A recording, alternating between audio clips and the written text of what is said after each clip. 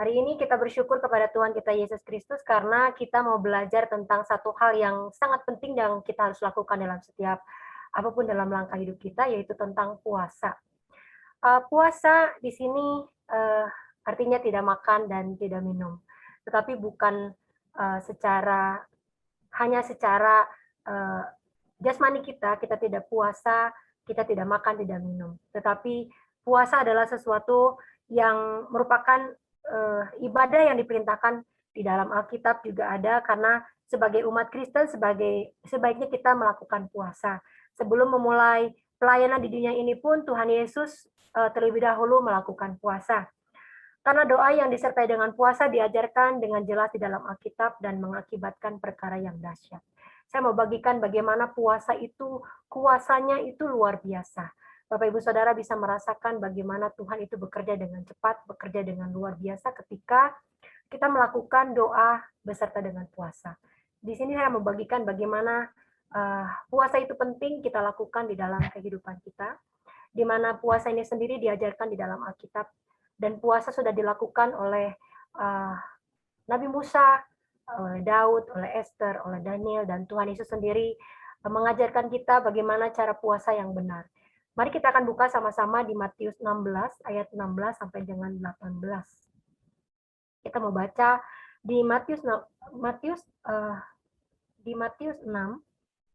ayat 16, ayat yang ke-16 sampai dengan 18. Saya akan bacakan buat Bapak Ibu semuanya. Hal berpuasa.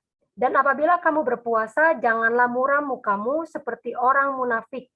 Mereka mengubah air mukanya supaya orang melihat bahwa mereka sedang berpuasa. Aku berkata kepadamu, sesungguhnya mereka sudah mendapat upahnya. Tetapi apabila engkau berpuasa, minyakilah kepalamu dan cucilah mukamu, supaya jangan dilihat oleh orang bahwa engkau sedang berpuasa, melainkan hanya oleh Bapamu yang ada di tempat tersembunyi. Maka Bapamu yang melihat yang tersembunyi akan membalasnya kepadamu. Amin. Tuhan Yesus sendiri mengajarkan kepada kita bagaimana ketika Tuhan memulai pelayanannya itu dengan berpuasa. Kita akan belajar banyak hal tentang bagaimana kita harus melakukan puasa. Jenis-jenis puasa apa saja yang kita bisa lakukan di dalam kehidupan kita, dan kapan kita harus berpuasa. Kita akan melihat, karena saya ingin kita belajar dari tokoh yang paling kita teladani, yaitu Tuhan Yesus Kristus sendiri. Karena dia berpuasa 40 hari 40 malam sebelum dia memulai pelayanannya, bahkan Tuhan Yesus di dalam pengajarannya menyampaikan bagaimana seharusnya kita berpuasa dengan benar. Kita akan masuk di mana kita akan belajar tentang jenis-jenis puasa, di mana jenis puasa itu ada beberapa jenis, ada 3 jenis puasa yang kita bisa lakukan. Di sini ada jenis puasa yang kita bisa lakukan adalah puasa total, tidak makan dan tidak minum sama sekali. Contohnya Musa berpuasa total 40 hari 40 malam. Seperti Esther berpuasa total 3 hari 3 malam. Kita jangan lakukan doa puasa selama 40 hari 40 malam kalau memang Tuhan tidak minta kita lakukan. Karena ini secara medis tentu tidak bisa hidup tanpa kita minum, dan tapi kita mengisi badan kita dengan air. Tetapi pada waktu yang singkat, 1 hari atau 1 malam atau 3 hari 3 malam, masih bisa tergantung daripada petunjuk Tuhan. Yang kedua adalah puasa makan tetapi minum. Kita mau belajar tentang bagaimana kita berpuasa makan tetapi kita tetap minum. Dikatakan Tuhan Yesus berpuasa 40 hari 40 malam, setelah dia lapar, dia tidak di dalam Alkitab tidak dikatakan maka hauslah dia. Tetapi Tuhan Yesus dikatakan di sana ketika Tuhan Yesus berpuasa 40 hari 40 malam, maka laparlah dia. Tuhan Yesus berdoa puasa di atas gunung yang sangat tandus dan kering. Secara logika mungkin dia minum untuk menjadi rohaninya tidak tergantung apakah kita minum atau tidak minum. Yang penting kita menggunakan waktu berpuasa untuk berdoa, untuk hidup lebih dekat dengan Tuhan.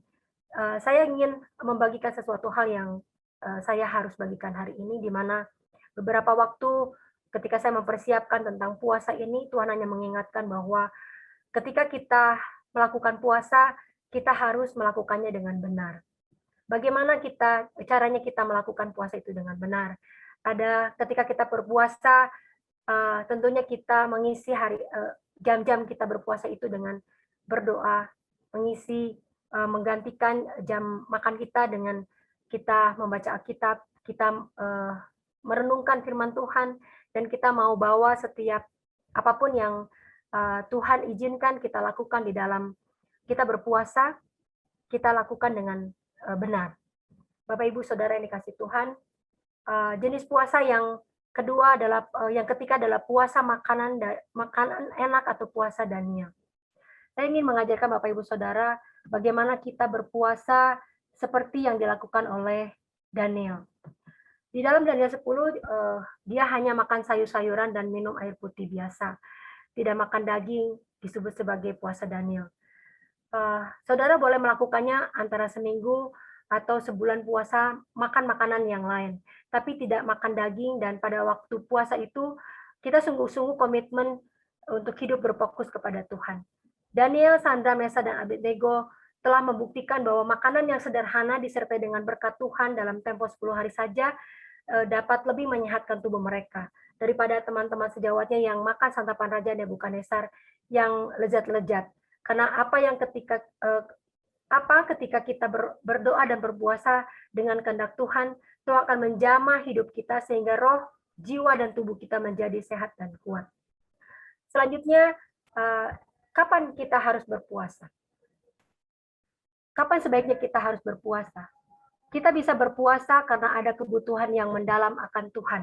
Misalnya pada waktu kita membutuhkan petunjuk dan pertolongan Tuhan secara khusus, di mana kita harus memutuskan sesuatu yang kita tidak tahu apa yang harus kita lakukan.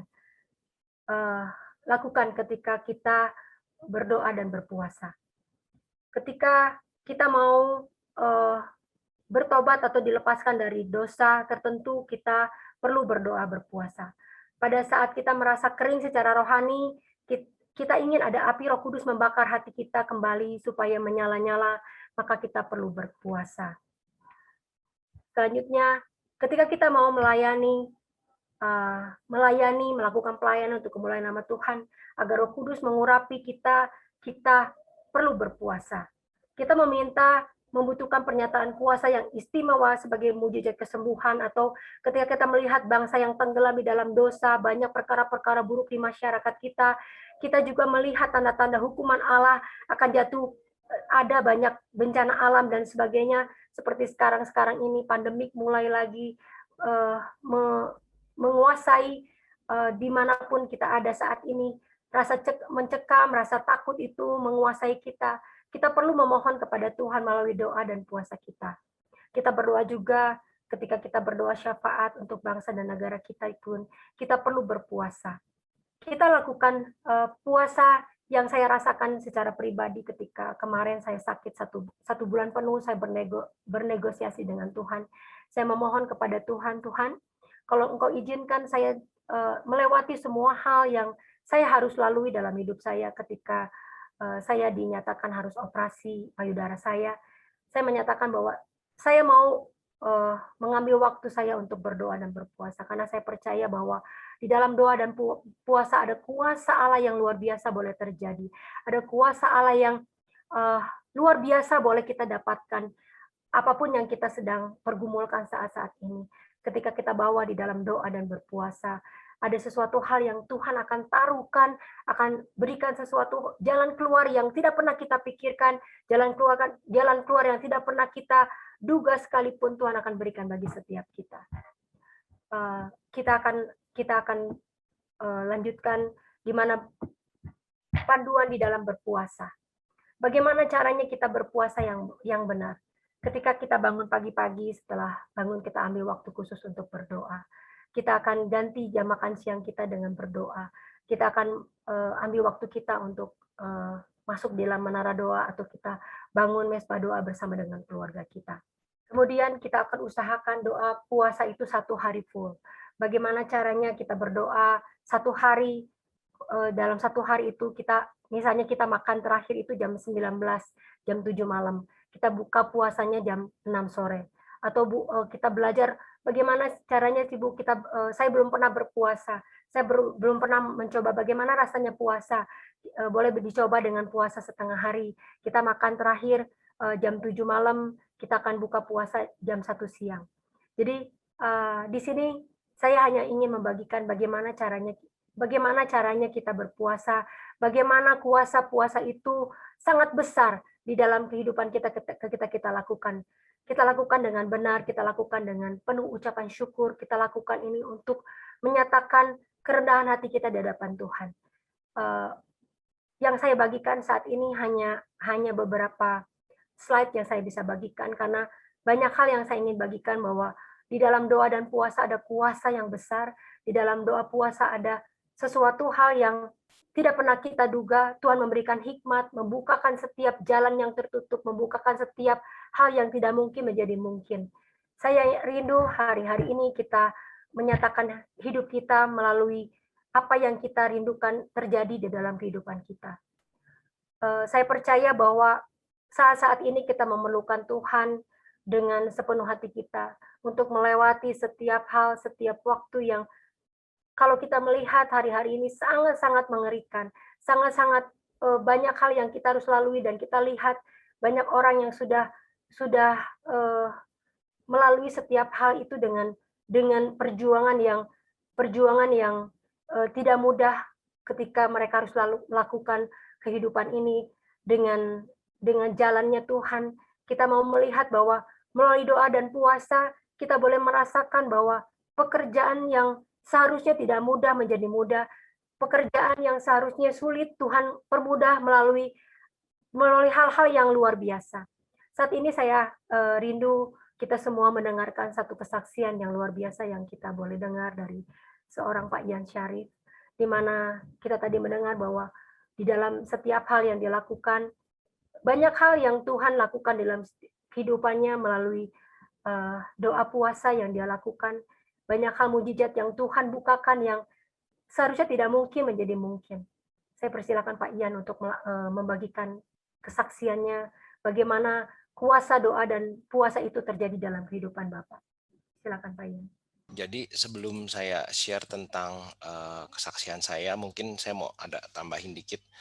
Jadi ada yang menarik dengan puasa Daniel yang waktu itu mempelajarinya.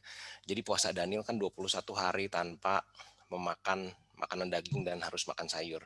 Dan ternyata waktu itu ketika saya mengunjungi satu daerah di mana mayoritas populasinya adalah Koptik Kristen, mereka itu juga melakukan puasa 40 hari nggak makan daging, dan waktu saya tanya mereka itu katanya berpuasa penuh.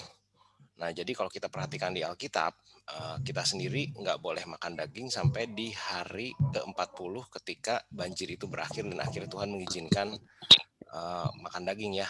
Dan memang sejak saat itu saya sendiri sangat mengurangi makan daging, dan ternyata itu sangat bermanfaat ketika waktu saya kena COVID. Waktu itu saya kena COVID,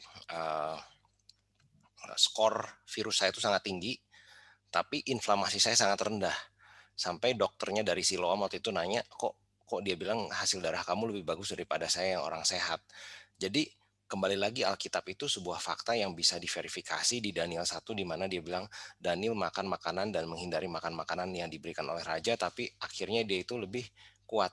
Nah, dan sedangkan kalau kita lihat sekarang ada film di Netflix tuh ya yang kalian mungkin bisa nonton,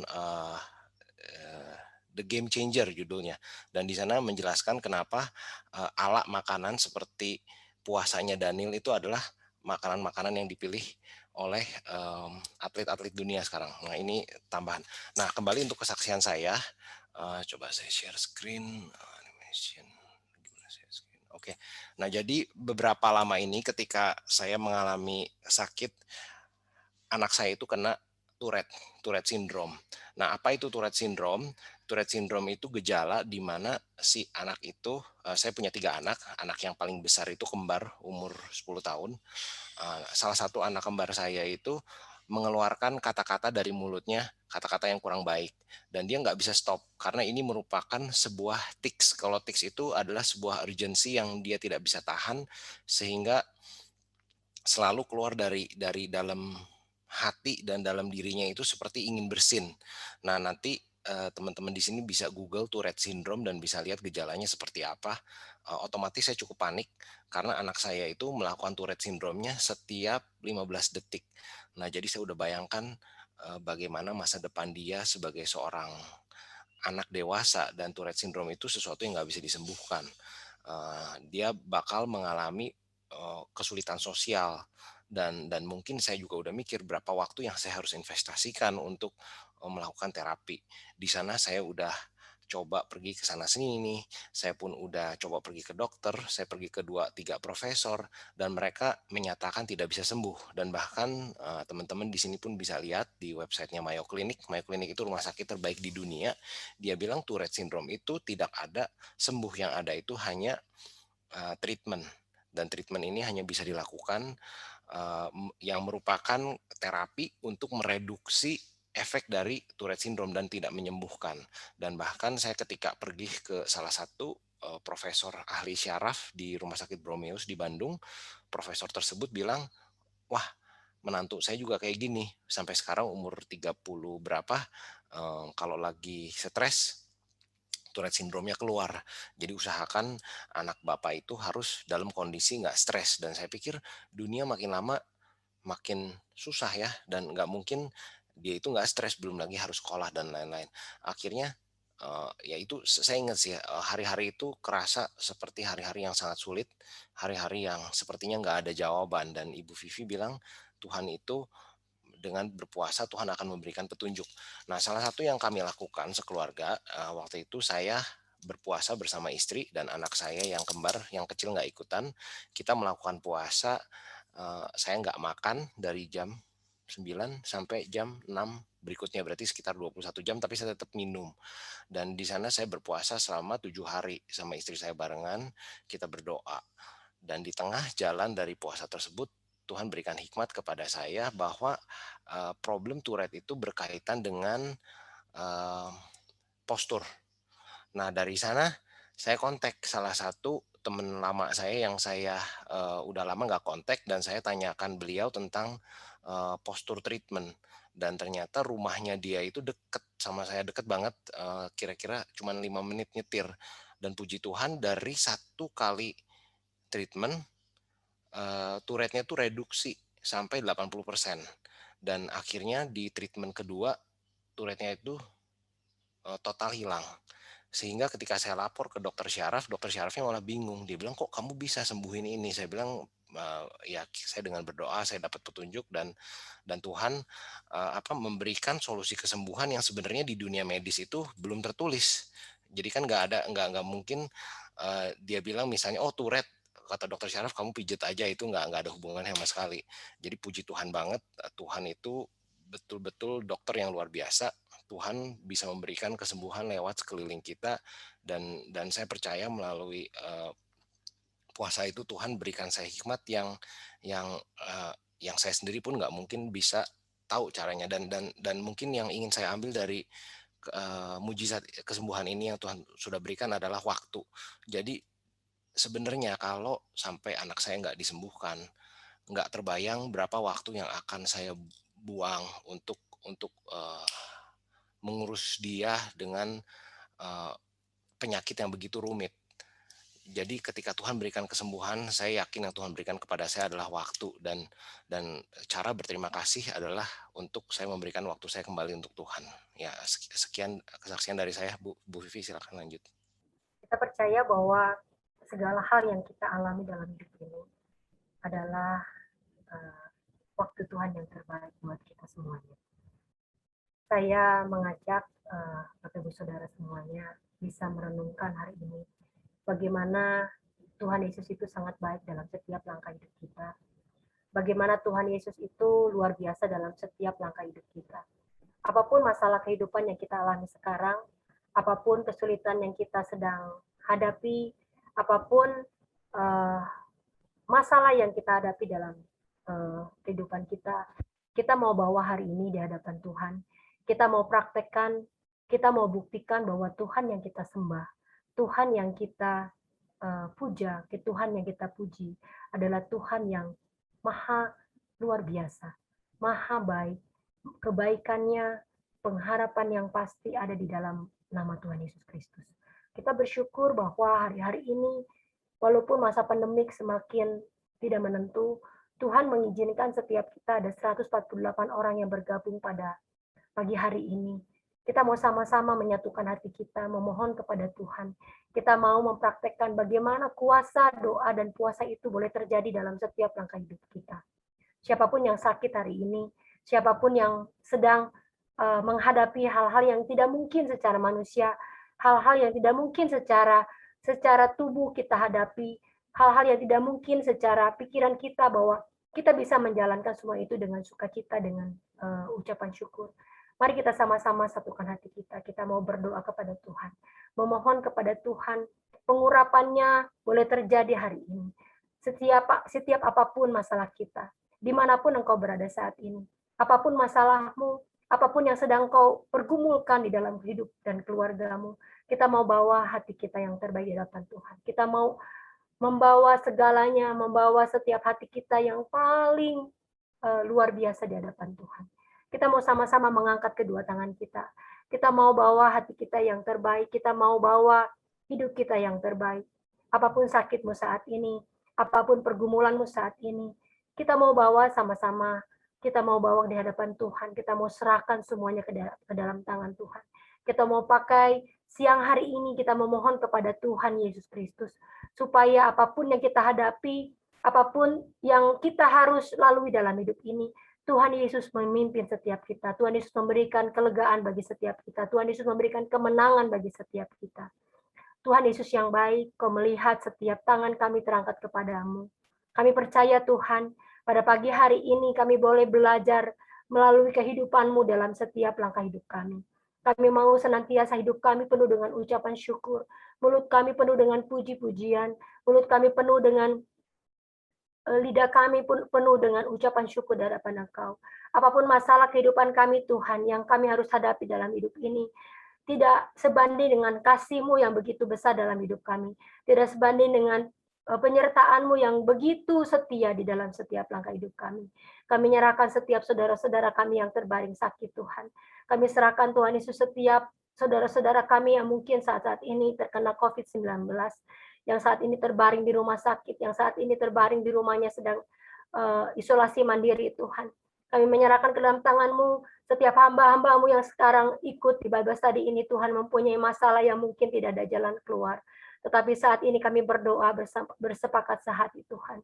Kami memohonkan Tuhan Yesus Kristus sendirilah yang bekerja sama bersama dengan kami melawat setiap hamba-hamba-Mu dimanapun mereka berada saat ini.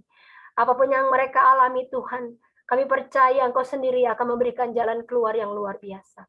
Kami tidak berdaya tetapi Engkau yang kuat. Kami tidak sanggup tetapi Engkau yang menyanggupkan kami Tuhan. Melawati setiap hal yang kami harus hadapi ini dengan ucapan syukur. Mulut kami penuh dengan puji-pujian. Mulut kami penuh dengan ucapan syukur di hadapan Engkau. Kami hanya ingin berterima kasih kepadamu, memberikan kesempatan buat kami terus belajar tentang Engkau. Kami penuh dengan kekurangan, tetapi kami percaya Tuhan, Kau sendiri akan melengkapi setiap kami. Kami percaya kami hadir Tuhan di Bible study ini bukan hanya karena kebetulan, tetapi ada sesuatu hal yang Kau taruh dalam setiap kami. Kami boleh mendengar, kami boleh belajar, kami terus Tuhan Yesus boleh mendalami apa yang harus kami lakukan dalam hidup kami. Kami menyerahkan Tuhan setiap hamba-hamba-Mu Tuhan Yesus yang terus setia, mengajar, mendidik kami Tuhan. Mengampuni setiap kekurangan kesalahan kami. Kami rindu Tuhan, Kau melawat setiap hamba-Mu saat ini Tuhan. Di dalam nama Tuhan Yesus Kristus. Kami percaya Tuhan, ada kegerakan Roh Kudus yang terjadi siang hari ini. Kami percaya yang sakit boleh disembuhkan Tuhan. Yang beban lemah boleh dikuatkan. Dan kami percaya Tuhan, ada semangat baru yang Kau berikan bagi setiap kami. Ada Tuhan Yesus kekuatan yang baru Kau berikan bagi setiap kami. Dan kami percaya Tuhan, kami boleh Tuhan Yesus terus mengenal Engkau sampai ke dasar hati-Mu. Dan kami percaya Tuhan setiap kesaksian yang kami dengar, setiap cerita yang indah yang kami dengar tentang Engkau, kami boleh alami dalam hidup kami. Terima kasih Tuhan Yesus yang baik. Terima kasih buat siang hari ini Tuhan, kami boleh belajar bagaimana kami boleh memiliki hati yang merendahkan hati kami di hadapan Engkau. Kami rindu Tuhan Yesus di dalam setiap langkah hidup kami. Kami boleh isi dengan doa kami Tuhan, kami isi dengan cara kami yang benar. mengisi waktu-waktu kami dengan sebaik mungkin Tuhan. Karena waktu-Mu yang terbaik bagi setiap kami. Dan ucapan syukur melalui mulut dan lidah kami Tuhan terus kami boleh sampaikan kepadamu. Terima kasih Tuhan Yesus yang baik. Terima kasih ya Roh Kudus buat kesempatan kami boleh mendengar firman-Mu Tuhan. Mengampuni setiap kekurangan kesalahan kami Tuhan. Kami menyerahkan ke dalam tangan-Mu Tuhan hidup kami selanjutnya. Dan kami percaya ada sesuatu hal yang kami akan dengar Tuhan. Sesuatu hal yang akan kami buktikan bahwa Allah yang kami sembah di dalam nama Tuhan Yesus Kristus adalah Allah yang hidup, yang tidak pernah meninggalkan kami sedetik pun. Dan banyak kesaksian dari mulut kami Tuhan boleh menyaksikan bahwa Tuhan Yesus Kristus adalah Tuhan yang hidup dalam setiap langkah hidup kami. Tuhan yang menyertai kami dimanapun kami berada. Kami menyerahkan Tuhan Yesus selanjutnya acara Bible study kami pada pagi hari ini Tuhan hanya di dalam nama Tuhan Yesus Kristus. Haleluya. Amin. Oke, sekarang kita masuk ke session Q&A. Bu Vivi, ini ada pertanyaan pertama. Adakah rekomendasi cara puasa untuk yang punya masalah lambung, mah atau gastritis? Ya, puji Tuhan. Ini pertanyaan yang sangat bagus. Saya mau bersaksi bahwa teman saya waktu kecil itu punya mah yang akut. Dan ketika saya ajak dia berpuasa, dia berkata bahwa saya tidak mungkin bisa berpuasa karena saya punya masalah di lambung. Tetapi puji Tuhan ketika dia mulai dengan iman percaya, dia mulai puasa setengah hari, mahnya sembuh. Bahkan Tuhan memberikan kesembuhan ilahi yang tidak pernah dia pikirkan bahwa ketika dia berpuasa, sakit lambungnya itu disembuhkan Tuhan. Justru dengan berpuasa, sakitnya itu sembuh Bapak Ibu. Dan itu saya bisa saksikan hari ini karena sahabat saya ini mengalami hal yang sesuai dengan pertanyaan tadi, bahwa ketika dia punya masalah di lambung, ketika dia lakukan puasa itu bahkan Tuhan sembuhkan itu. Itu sesuatu hal yang luar biasa. Itu Pak Ian. Oke, pertanyaan berikutnya. Kalau kita berdoa dan berpuasa, apakah bisa mengubah kehendak atau rencana Allah? Saya percaya ketika kita mohonkan kepada Tuhan dengan berdoa dan berpuasa, apa yang tidak mungkin menjadi mungkin itu karena janji Tuhan kepada kita. Seperti halnya kemarin, saya 1 bulan penuh berdoa kepada Tuhan. Saya memohon kepada Tuhan, saya bernego dengan Tuhan. Tuhan kalau bisa luputkan saya dari kanker ganas yang di mana kalau bukan Tuhan yang memberikan kasih karunia, memberikan waktu yang luar biasa bagi saya. Ketika Tuhan mengizinkan saya mempunyai satu benjolan yang besar, saya berkata sama Tuhan, Tuhan, kalau boleh saya mohon kepada Tuhan untuk memberikan satu kesempatan buat saya, membuktikan bahwa Tuhan yang saya sembah, Tuhan yang saya kasihi adalah Tuhan yang sangat baik, yang meluputkan saya dari hal-hal yang tidak berkenan di hadapan Tuhan. Benar-benar Bapak Ibu, ketika kita memohon kepada Tuhan dengan sungguh hati, apa yang tidak mungkin boleh menjadi mungkin, apa yang tidak bisa akan menjadi bisa. Karena kita akan memohon kepada Tuhan dengan sungguh hati, dengan hati yang benar, dengan hati yang penuh dengan kerendahan hati. Saya percaya Tuhan akan memberikan sesuatu hal yang luar biasa bagi kita semuanya. Oke, makasih Bu. Mungkin saya mau sedikit tambahkan untuk kehendak Tuhan ya. Jadi dulu saya juga sempat bertanya tentang hal ini. Jadi sebenarnya kalau di istilah teologi itu ada namanya predetermination. Nah jadi kalau waktu itu jawabannya adalah jadi gini, alam semesta yang kita tinggalkan itu 3 dimensi, sedangkan Tuhan itu menurut Hugh Ross, dia seorang apologetika dan seorang pendeta senior, bisa di Google Hugh Ross, dia itu bilang bahwa Tuhan itu minimum 11 dimensi. Jadi kalau di dimensi yang lebih tinggi itu sangat mudah untuk seseorang di dimensi tersebut untuk melihat ke masa depan dan melakukan semua hal, dan kita tahu bahwa Tuhan itu sudah bisa melihat sesuatu tuh dari ujung ke ujung. Jadi apapun yang kita lakukan merupakan reaksi dari waktu yang kita miliki terhadap masa depan kita, dan Tuhan bisa lihat. Jadi bukan kita mengubah kehendak Tuhan, tapi karena memang Tuhan sudah tahu reaksi dari setiap perbuatan yang kita lakukan. Nah, jadi itu keunikannya di mana sebenarnya mungkin pertanyaan yang kita tanyakan kadang nggak bisa kita aplikasikan kepada Tuhan, karena seperti kata di Ayub bahwa rencanaku adalah rencanaku, dan kita itu sebagai manusia nggak bisa menyamakan cara berpikir Tuhan. Jadi mungkin beberapa pertanyaan itu sebenarnya nggak nyampe ke dimensinya Tuhan. Nah, kira-kira itu sih Bu. Pertanyaan berikutnya, apakah bedanya berdoa dengan berpuasa? Sama-sama membangun relasi dengan Tuhan, sama-sama minta pertolongan dan kuasa Tuhan. Puasa, doa dan puasa. Jadi kalau kita berdoa seperti Tuhan Yesus kan waktu tadi kan saya ada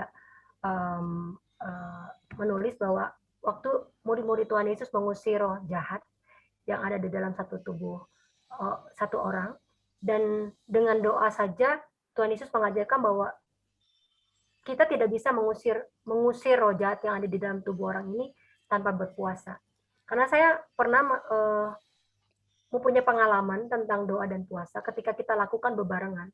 Ada kuasa yang sepertinya tuh powerful gitu. Ada kuasa yang seharusnya tidak mungkin itu menjadi mungkin. Jadi yang seharusnya tidak bisa itu menjadi bisa. Ketika kita bebarengan kita lakukan doa dan puasa dengan tentunya dengan penuh ucapan syukur, dengan penuh kerendahan hati meminta kepada Tuhan melalui doa dan puasa. Saya merasakan itu bahwa ada satu kuasa yang sangat powerful ketika kita berdoa dan berpuasa. Itu mungkin Pak Ian. Oke Bu, pertanyaan berikutnya, jika kita ingin berdiet namun kita juga meniatkan diri untuk sekalian berdoa dan berpuasa, bolehkah demikian? Kalau berdiet, berdoa dan berpuasa secara jasmani.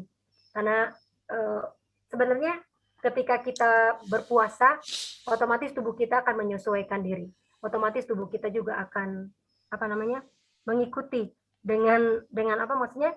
Dengan kita tidak makan, dengan kita tidak minum. Tapi bukan berarti berpuasa hanya sekedar ingin diet terus kita ambil puasa, tetapi alangkah baiknya kita lakukan itu dengan kita juga beribadah kepada Tuhan. Kita juga bisa sambil berdiet mungkin kita juga bisa belajar untuk menahan emosi kita, menahan apa yang seharusnya kita tidak lakukan, kita bisa lakukan gitu.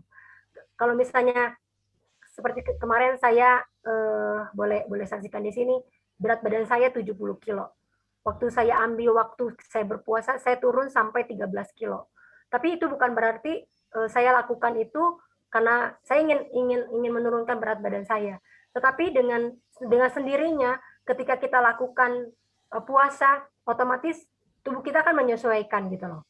Tubuh kita akan ikut kecil juga gitu. Itu aja sih Pak. Maksudnya ketika kita doa puasa, niat kita ya kita mau puasa, kita mau beribadah kepada Tuhan, kita mau menyatakan ucapan syukur kita kepada Tuhan. Gitu. Oke. Bu, saya tambahin boleh ya Bu ya soal boleh, diet boleh, ya. Boleh. Bapak Ibu begini, diet itu satu orang dengan orang lain itu berbeda. Kalau mau tepat harus konsul ke dokter gizi. Karena dokter gizi itu akan ngecek golongan darah, kemudian kebiasaan sehari-hari, itu harus dicek. Jadi diet itu sebenarnya lebih ke arah mengatur takaran karbo, protein gitu ya. Dan orang Indonesia tidak boleh sama sekali tidak mengkonsumsi karbo, nggak boleh. Karena kita dari lahir itu sudah dipenuhi dengan karbo. Nah, kalau dietnya salah, itu malah jadinya sakit, Bapak Ibu. Ya, pertama, diet sama puasa tujuannya beda. Kalau diet tujuannya menyenangkan daging, tapi kalau puasa enggak, puasa itu merendahkan diri di hadapan Tuhan, mengakui bahwa kita tuh tidak punya kemampuan dan mengakui kedaulatan Tuhan bahwa Tuhan itu pegang kendali gitu ya. Itu tujuannya. Tetapi kalau misalnya nanti dengan puasa jadi kurusan, ya itu bonus Bu, Bapak Ibu ya. Itu bonusnya, tapi jangan dicampur. Itu dua hal yang berbeda tujuannya. Demikian saya tambahkan. Thank you. Terima kasih Pak Simon. Ya, apakah kalau kita berdoa dan berpuasa maka doa kita pasti dijawab ya oleh Tuhan? Kalau saya boleh katakan ya, kita percaya bahwa Tuhan Yesus itu Tuhan yang baik. Ketika kita mohon karena Tuhan Yesus di Markus 11 ayat 23 sampai 25 sudah berjanji ketika kita menyatakan kita berdoa kepada Tuhan bahwa kita yakin bahwa apa yang kita doakan itu akan Tuhan jawab walaupun kita belum melihat sesuatu terjadi dalam hidup kita.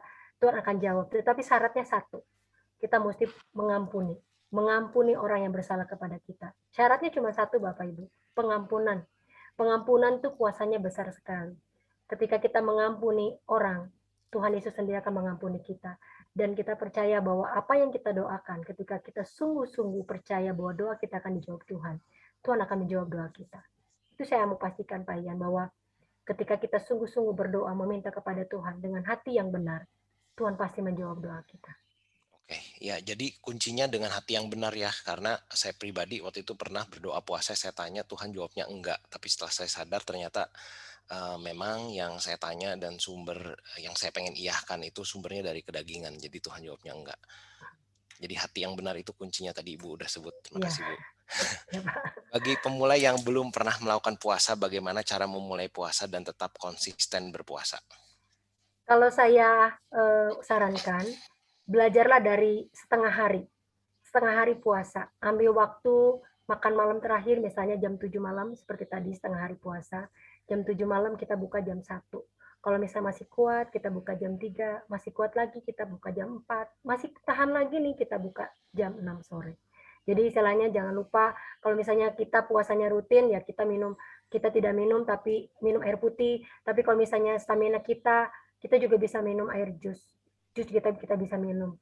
Seperti Pak Ian yang suka lakukan, Pak Ian juga, saya juga belajar dengan Pak Ian juga, cara berpuasanya Pak Ian itu, saya juga ikutin gitu Pak Ian. Maksudnya, kita belajar untuk berpuasa dengan pelan-pelan dulu gitu.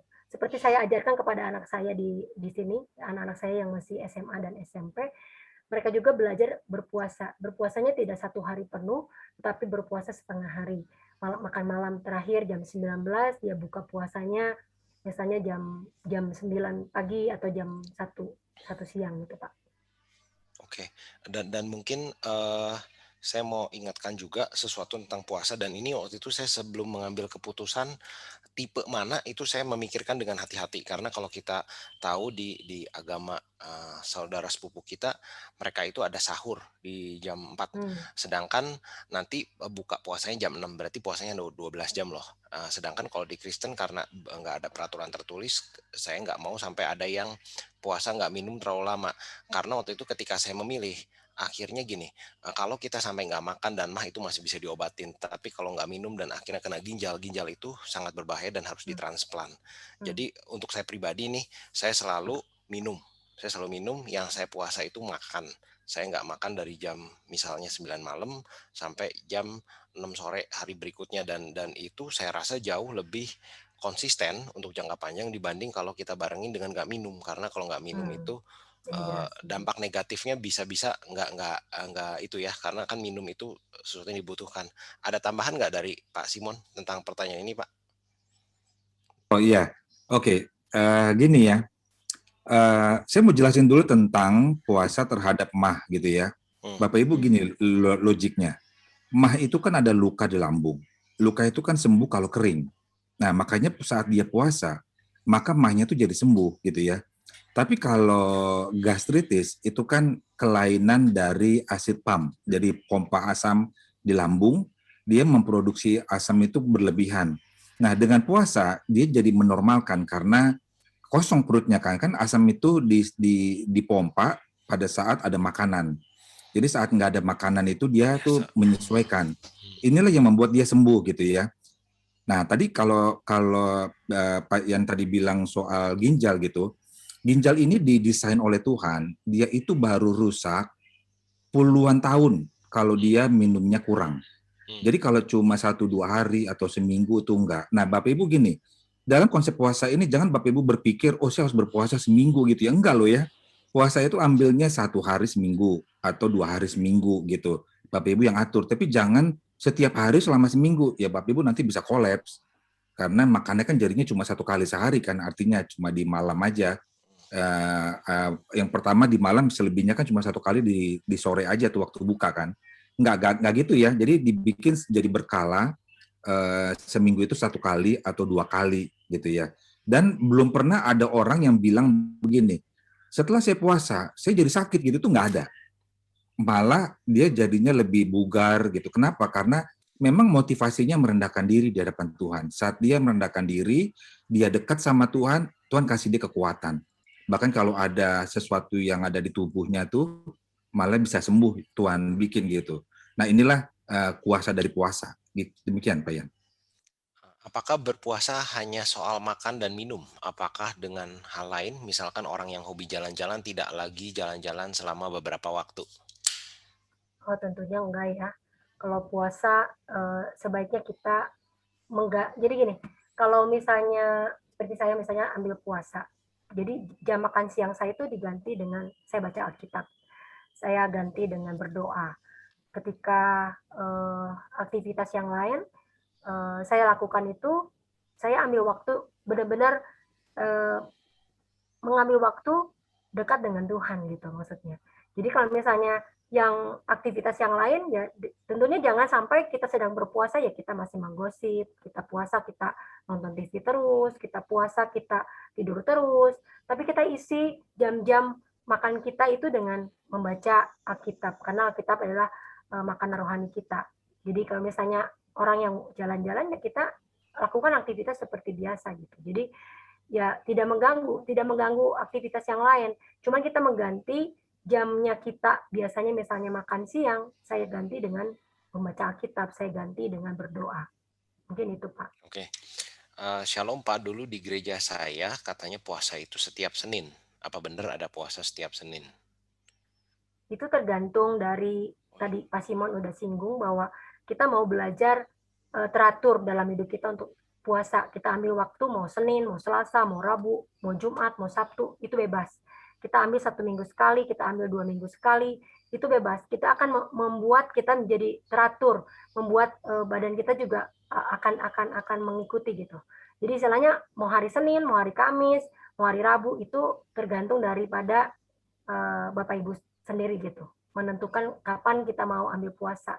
Yang penting kita mau belajar teratur untuk puasa, kita mau belajar, kita juga mengisi waktu kita puasa itu dengan hal-hal yang kita ganti seperti tadi saya bilang bahwa kita ganti dengan kita baca Alkitab, kita berdoa gitu. Jadi itu Pak.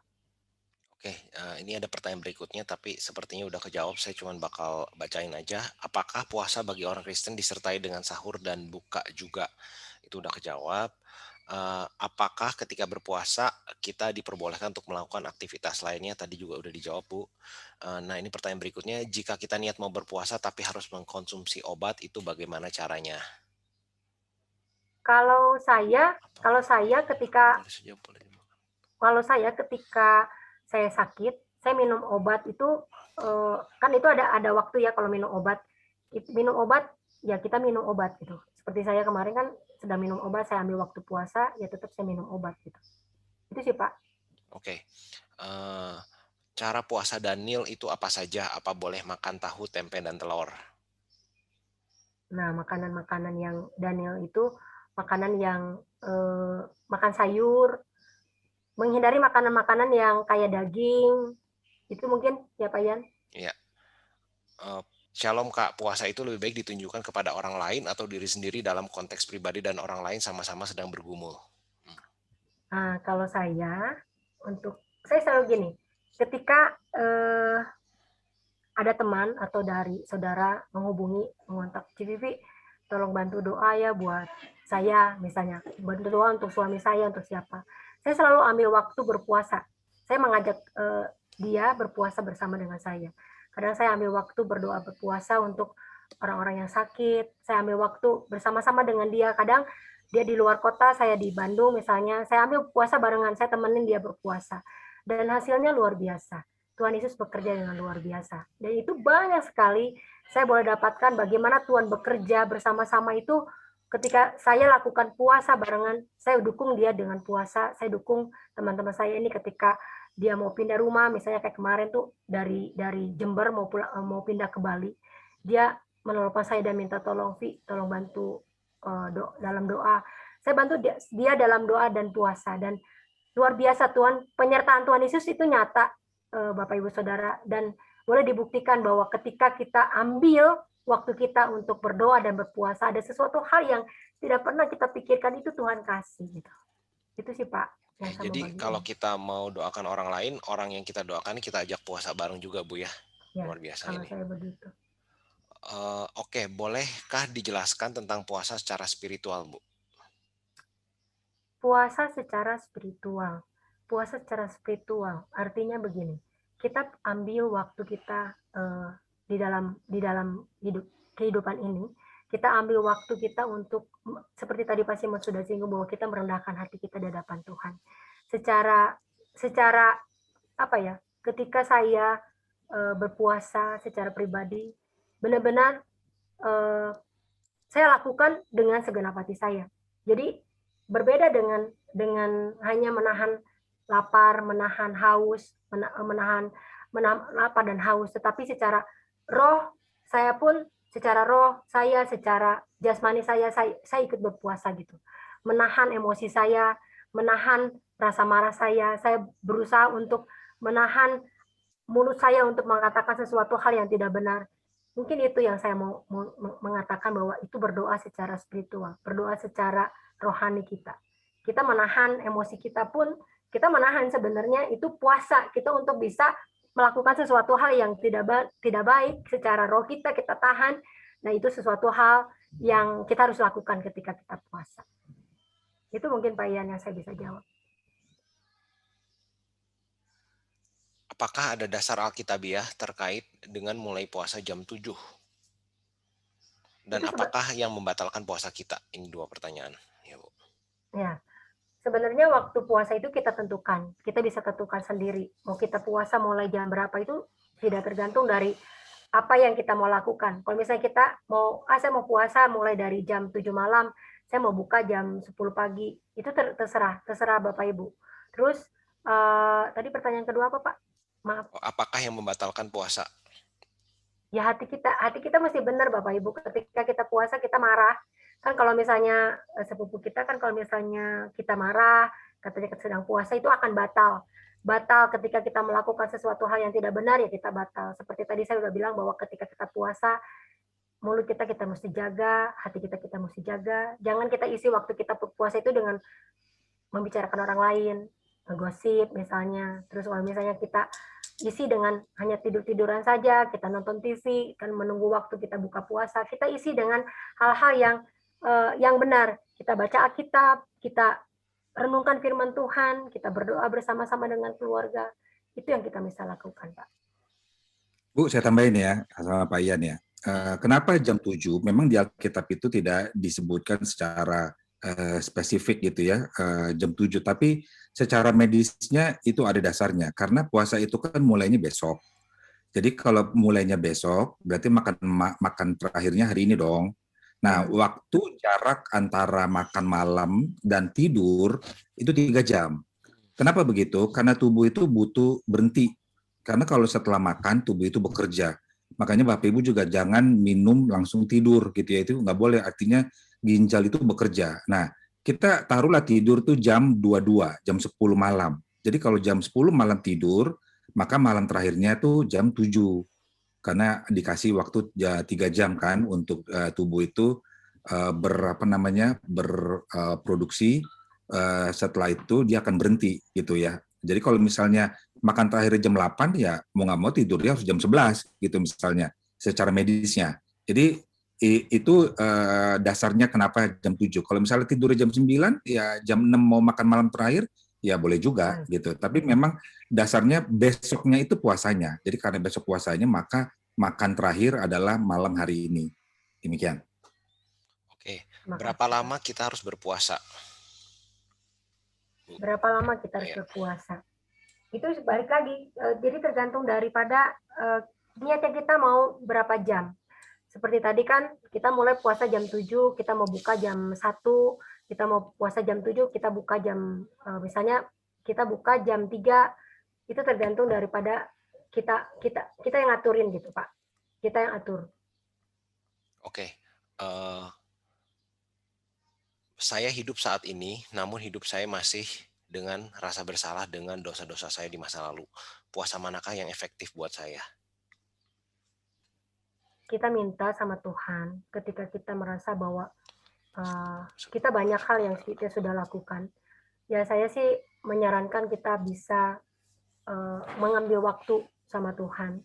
Kita mau ngobrol sama Tuhan, kita ambil waktu berdoa sama Tuhan, kita memohon kepada Tuhan supaya kita tidak diintimidasi dengan masa lalu, intimidasi dengan hal-hal yang dulu kita pernah lakukan, karena Tuhan Yesus itu Tuhan yang sangat baik, yang memberikan kesempatan buat kita. Kita bisa bicara dengan Tuhan secara pribadi, kita ambil waktu kita untuk meminta maaf kepada Tuhan. Tapi jangan lupa, kita harus mengampuni orang yang sudah bersalah kepada kita. Kita juga harus mengampuni orang-orang yang sudah menyakiti hati kita. Karena tanpa itu, Tuhan sudah katakan bahwa Bapamu di surga pun tidak akan mengampuni kita. Gitu mungkin Pak Ian. Oke, apakah puasa bisa dikatakan peperangan dengan kuasa jahat? Ya, peperangan ke kuasa jahat ada salah satunya tadi. Contohnya Tuhan Yesus sudah ngajarin kita di Matius ya, bahwa ketika kita mengusir roh jahat di dalam tubuh orang itu, kita mesti ada beberapa hal yang memang tidak bisa dengan doa saja. Kita mesti ambil puasa untuk mengusir roh jahat. Itu Tuhan Yesus sudah ajarkan di Alkitab ada.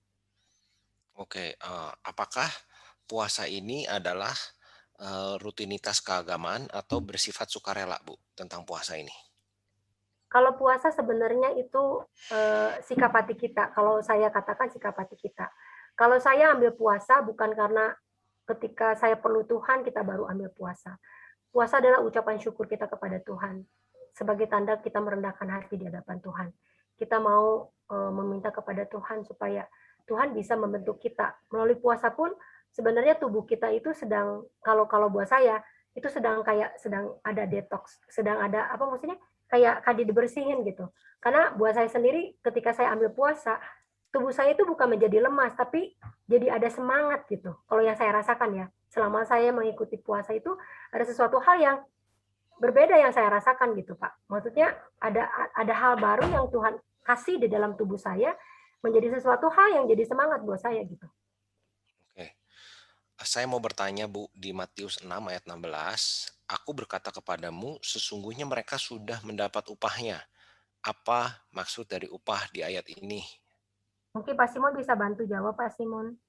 Ya, mari kita buka dulu ya ayatnya ya dari Matius. Kan kalau bicara Matius 6 tadi ayat 16 itu cerita tentang murid-murid Yesus itu pergi pelayanan. Mereka melayani orang ayan. Tapi Ibu sudah pernah lihat bagaimana orang sakit ayan? Jadi orang sakit ayan itu kalau yang parahnya dia akhirnya dikuasai oleh kuasa gelap gitu ya. Dan di sini dibilangkan bahwa murid-murid itu tanya sama Tuhan, bilang, Tuhan, kami sudah melayani gitu, tetapi nggak sembuh gitu. Nah terus Tuhan Yesus bilang, sakit itu tidak cukup hanya dengan berdoa, tetapi harus dengan berpuasa gitu ya. Dan dibilang begini kan, apabila kamu berdoa, janganlah berdoa seperti orang munafik. Jadi orang munafik itu seperti apa? Mereka suka mengucapkan doanya dengan berdiri dalam rumah-rumah ibadat pada tikungan jalan raya supaya mereka dilihat orang. Nah itu munafik. Jadi Tuhan kasih tahu kalau orang berdoa dengan cara pamer itu disebutnya munafik kata Tuhan. Nah Tuhan berkata, aku berkata kepadamu sesungguhnya mereka sudah mendapat upahnya gitu ya. Jadi ini kan sama dengan yang 16 kan ya.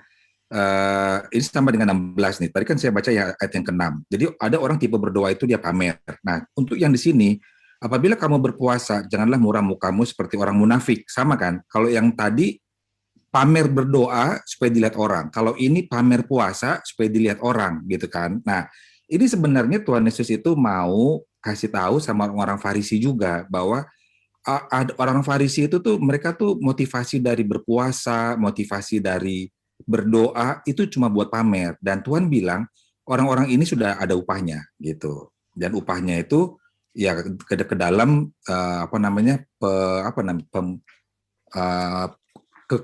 kebinasaan gitu upahnya. Nah itu yang dimaksud sesungguhnya mereka sudah mendapat upahnya. Demikian. Oke. Apakah puasa itu boleh nggak makan tapi tetap minum? Boleh, boleh.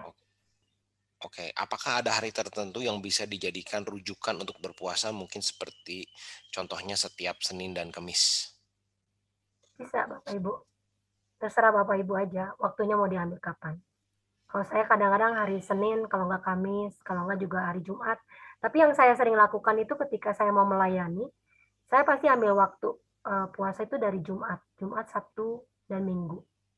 Jadi saya ambil waktu itu, siang saya baru makan gitu. Oke, nah ini ada pertanyaan, kalau puasa dari jam 7 malam dan buka jam 12 siang, dan tapi pagi-pagi punya kebiasaan minum teh, kopi, susu, atau harus paginya itu buka dengan air putih? Karena pemula dan juga punya kebiasaan untuk ngeteh pagi-pagi. Nah ini Pak Yan bisa bantu jawab Pak Yan. Oke, sebenarnya kalau bisa air putih, karena kan puasa itu bagian dari membuang kedagingan, sesuatu yang merupakan kebiasaan kita di sini. Cuman ya saya pribadi memang saya nggak minum yang manis-manis, tapi kalau kopi saya tetap minum, karena kalau nggak minum kopi jadinya nggak bisa konsentrasi. Oke. Tidak ada mood booster ya Pak Yan. Lemes ya Pak? Ya, tapi kalau makan memang saya skip. Dari siang sampai sore saya baru makan kalau saya sedang puasa. Oke, kalau puasa bolehkah kita juga nonton film rohani dan khotbah di YouTube? Boleh, boleh. Oke. Boleh. Oke, mengapa seruan puasa 21 hari dari beberapa gereja sering dilakukan bersamaan dengan waktu bulan suci Ramadan dari saudara sepupu kita? Yang saya tahu itu dilakukan supaya kita juga bisa sama-sama belajar sama-sama untuk bisa menghargai mereka. Sebenarnya kayak di gereja saya dari tanggal 13 April sampai kemarin tanggal 12 Mei itu kita lakukan puasa barengan sama mereka. Supaya kita juga bisa saling menghormati. Jadi tujuannya ya kita sama-sama mendukung mereka juga, kita juga sama-sama belajar juga, karena banyak hal yang bisa kita lihat bahwa ketika kita lakukan, sebenarnya lebih berat ketika mereka tidak puasa, kita yang puasa gitu. Kalau buat saya sih begitu ya. Jadi maksudnya ketika kita barengan puasa itu justru lebih lebih memudahkan kita juga kalau buat saya ya. Kayak gitu, Pak. Oke. Apa itu puasa putih? Apakah ada di Kristen puasa putih, Bu? Puasa putih, bukan puasa putih. Puasa putih itu kayak mutih ya, mutih itu kayak cuma minum air aja kalau yang saya tahu ya. Puasa putih itu kayak nggak makan tapi cuma minum air putih. Jadi mutih gitu, kalau orang Sunda bilang mah ada mutih gitu. Apakah kita tetap bisa berpuasa jika kondisi badan kurang sehat tapi memang bukan sakit yang kronis, sementara disarankan untuk perut terisi sebelum minum obat? Kalau ya tergantung juga ya Pak. Kalau misalnya ya kita mau niatnya mau berpuasa ya berpuasa, tetapi kalau memang disarankan tidak berpuasa ya sebaiknya nggak puasa gitu. Atau mungkin puasanya bisa di-adjust sesuai dengan jam minum obat ya. Jadi setelah minum obat baru puasanya mulai. Itu juga bisa karena kan waktunya nggak ditentukan. Ya. Oke, bagaimana dengan jenis puasa Esther? Apakah jenis puasa yang kita bisa sesuaikan dengan kemampuan kita? Esther waktu itu berpuasa karena kan yang itu ya kalau nggak salah Esther berpuasa itu ketika dia menghadapi Naaman ya. Benar ya Pak Simon ya? Kurang tepat Bu. Puasa Esther itu. Haman ya Pak. Iya, tapi kurang tepat juga Bu. Esther itu minta berpuasa itu supaya dia diizinkan menghadap raja. Karena orang yang menghadap raja itu harus ditunjuk gitu ya, harus raja yang harus datang dari raja, bukan dari yang mau menghadap. Nah, makanya Esther minta dia berpuasa didukung oleh orang-orang Yahudi supaya tanpa ditunjuk oleh raja, saat Esther masuk itu diizinkan oleh raja. Nah, puasanya itu berat karena 3 hari 3 malam nggak makan nggak minum. Ya, jadi kalau Bapak Ibu mau coba, boleh juga tuh Bu, nanti bisa kasih kesaksian sama kita gitu ya.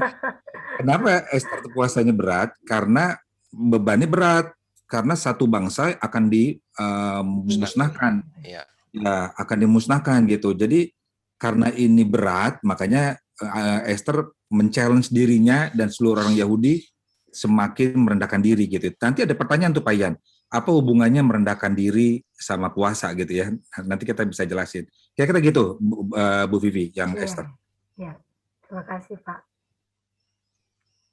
Oke, ntar Pak, skip ini. Apakah kalau kencing manis bisa berpuasa karena minum obat? Bagaimana mengatur puasa untuk orang tua? Kalau setahu saya sih yang orang puasa, ya puasa aja, Pak. Maksudnya kayak mama saya tuh kan ada di apa maksudnya ada diabetesnya. Tapi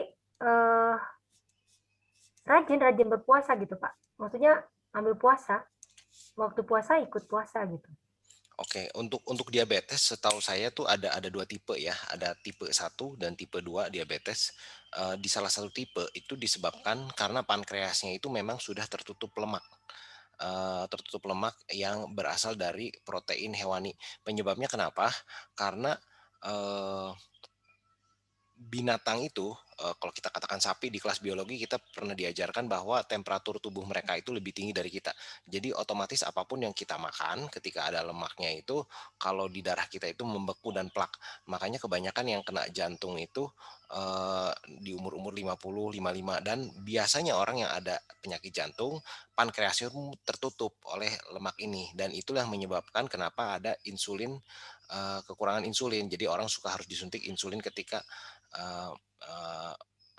diabetes. Nah, jadi salah satu solusinya sebenarnya itu adalah puasa Daniel. Jadi dengan puasa Daniel itu ada di internet Dr. Fung namanya, dia itu bisa di Google.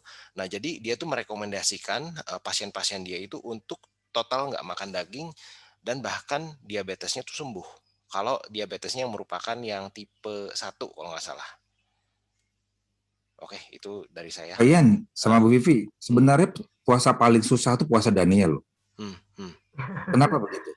Karena masih makan kan. Jadi suka kelupaan. Percayalah bahwa puasa paling susah itu adalah puasa Daniel. Kalau puasa total itu kita nggak akan kebablasan karena memang nggak makan nggak minum kan. Tapi kalau puasa Daniel karena makan dan minum, jadi suka kelupaan gitu. Padahal gini kan, misalnya gini, bagaimana sih ukurannya puasa Daniel? Yaitu sesuatu yang kita sukai karena di zaman Daniel itu makanan itu yang disukai oleh orang-orang umumnya kecuali oleh Daniel dan kawan-kawannya kan. Makanya Daniel nggak mau. Nah, jadi kalau kayak kita apa? Yang saya sering lihat gitu ya, orang-orang yang kebablasan, yang di akhirnya jadi batal puasa Daniel itu gorengan. Karena lihat temennya makan gorengan, tangannya refleks tuh ngambil tuh gitu. Nah, itu sebenarnya gorengan bagian daripada puasa Daniel karena sesuatu yang kita suka kan. Nah, Daniel itu puasanya begitu. Jadi itu yang paling sulit. Kalau saya sukanya sayur gimana, Pak? Gak apa-apa, bagus. Ya kan? Oke. Bagus, memang itu. Jadi tahu tempe sama sayur aja yang dimakan. Ya, anak ini sih puasa Daniel cocoknya buat mahasiswa lah. Mahasiswa di perantauan ya, cocok tuh.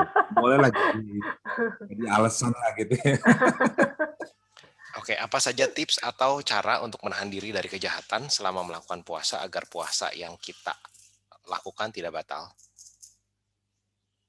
Ya kita isi waktunya, Pak. Waktunya kita isi dengan balik lagi kita berdoa dan kita baca Alkitab. Yakinlah, pasti Tuhan kasih kekuatan. Oke, apakah puasa kita bisa diterima Tuhan apabila yang kita lakukan itu sekalian karena memang kita sedang kekurangan secara finansial sehingga tidak bisa memenuhi kebutuhan makan dan minuman sehari-hari? Jadi ini suka dipakai oleh sepupu kita gitu ya, bahwa mereka itu orang-orang yang nggak mampu dan yang lagi sakit, mereka ikut-ikutan puasa karena memang nggak sanggup beli. Tapi ini akan fatal gitu ya, karena dalam keadaan begitu sebenarnya pikiran itu lagi stres, lagi berat. Jadi kondisi tubuhnya itu pasti lagi drop.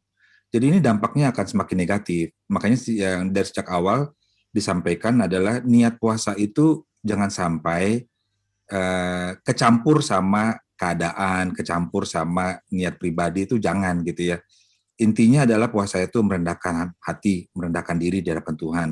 Karena kita tahu kita nggak sanggup, udah nggak mampu, dan kita minta pertolongan Tuhan.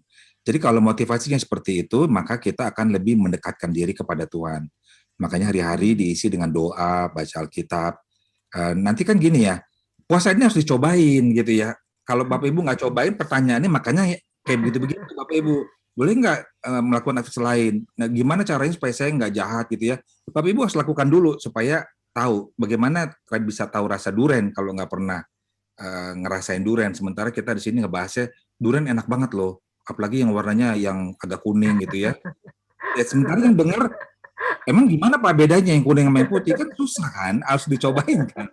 Jadi Bapak Ibu harus melangkah dulu, puasa dulu, nanti dari sanalah Roh Kudus akan menuntun setiap pengajaran-pengajaran yang akan dikasih. Jadi kalau bertanya-tanya gimana supaya tidak melakukan kejahatan, ya puasa dulu. Nanti Roh Kudus yang ngajarin. Oke, itu pertanyaan terakhir. Jadi untuk teman-teman nanti di feedback form juga bisa sharing ya. Mungkin kalau bisa sharing pengalaman berpuasa, apa yang kalian dapat. Ada itu tadi Pak Iwan, yang saya bilang, apa hubungannya merendahkan diri dengan puasa? Siap. Belum terjawab tuh tadi. Oh, gimana Pak? Tadi ada pertanyaan tuh, apa hubungannya, apa korelasinya merendahkan diri dengan puasa? Oke. Ya, saya bantu jawab aja deh itu ya. Boleh. Bapak Ibu yang bertanya soal itu, Bapak Ibu referensinya dari Yesaya 58, Bapak Ibu. Jadi Yesaya 58 itu ada puasa yang berkenan sama Tuhan dan yang tidak berkenan. Karena di Yesaya 58 itu Tuhan bilang begini, ada orang yang berpuasa sambil tetap marah-marah katanya gitu. Sambil tetap menunjuk-nunjuk, berkelahi katanya. Nah, bukan itu yang puasa yang kuinginkan. Jadi puasa yang kuinginkan itu apa? Yang melepaskan belenggu-belenggu gitu ya. Nah, itu Bapak Ibu. Jadi hubungannya apa merendahkan diri sama puasa? Kan kita gini ya, kalau kita nggak merendahkan diri, kita akan bilang gue sanggup nih menghadapi pergumulan gue nih gitu ya. Tuhan bilang ya udah coba aja kalau sanggup. Sampai nanti ada titik, aduh udah nyerah deh Tuhan, udah nggak sanggup. Gitu ya. Nah, itu namanya merendahkan diri gitu. Nah, sebelum sampai titik itu, kenapa nggak kita ngaku duluan sama Tuhan? Tuhan, saya udah nggak sanggup. Jadi saya mau ambil puasa. Nah, dalam puasa itu, kita tuh nggak cuma dapat jawaban doa, tetapi juga dapat jawaban mengapa Tuhan izinkan itu terjadi. Dan dapat bonus lagi apa? Karakter kita berubah. Bapak Ibu kalau nanti makin sering puasa, karakternya berubah Bapak Ibu. Dari orang yang emosian menjadi sabar. Dari orang yang makannya membabi buta jadi lebih slow gitu. Pokoknya karakternya beda lah gitu. Tadinya rakus gitu ya. Jadi nggak rakus gitu ya. Pokoknya ada yang dirubah Tuhan. Nah, itulah hebatnya puasa. Itulah makanya puasa itu merendahkan diri. Karena kita tahu gitu ya bahwa kita tuh nggak sanggup. Demikian. Oke, terima kasih Pak. Ini pertanyaan terakhir udah nggak ada lagi. Oke, saya sekian. Boleh ini Pak Yan, saya mau ngajak Bapak Ibu Saudara mulai besok, ya maksudnya mulai besok nih hari Minggu, saya mengajak Bapak Ibu Saudara untuk mempraktekkan bagaimana sih rasanya puasa gitu. Kalau mau coba puasa, yuk kita sama-sama belajar puasa. Nanti 2 minggu lagi kita mau berbagikan kesaksian.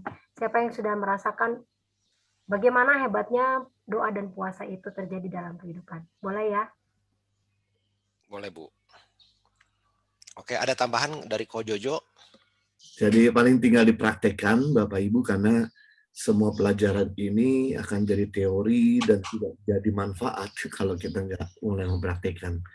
Memang masa-masa banyak kan kita yang Kristen berpuasa pada waktu bulan Ramadan atau menjelang Paskah, tapi bisa kita lakukan menjelang Hari Kebangsaan Indonesia. Karena kita perlu banyak berdoa buat negara kita Indonesia yang sedang sekarang ini lagi menguat-kuatnya COVID, dan juga supaya politik makin stabil. Kita doakan supaya dengan kemerdekaan Indonesia nanti ini yang akan kita rayakan, membuat pendidikan semakin merata, ekonomi makin kuat, kita bisa ambil waktu momen-momen di menjelang Hari Kebangsaan untuk berpuasa bagi bangsa Indonesia. Dan waktu kita menabur doa, kita akan mulai doa. Ya, waktu kita menabur waktu, kita akan menuai waktu kita menabur tenaga, kita akan menuai tenaga. Sebabnya kita ayo kita ambil waktu untuk berdoa puasa buat bangsa Indonesia, doa puasa buat teman mungkin yang dalam keadaan sakit, atau mungkin kita berdoa puasa juga buat diri kita yang sedang bergumul mengenai sesuatu. Mari lakukan dengan segala kerendahan hati, dengan motivasi Amin. yang tulus. Terima Amin. kasih Bu Vivi, Pak Ian, dan Pak Simone. Sangat-sangat hari ini memberi inspirasi.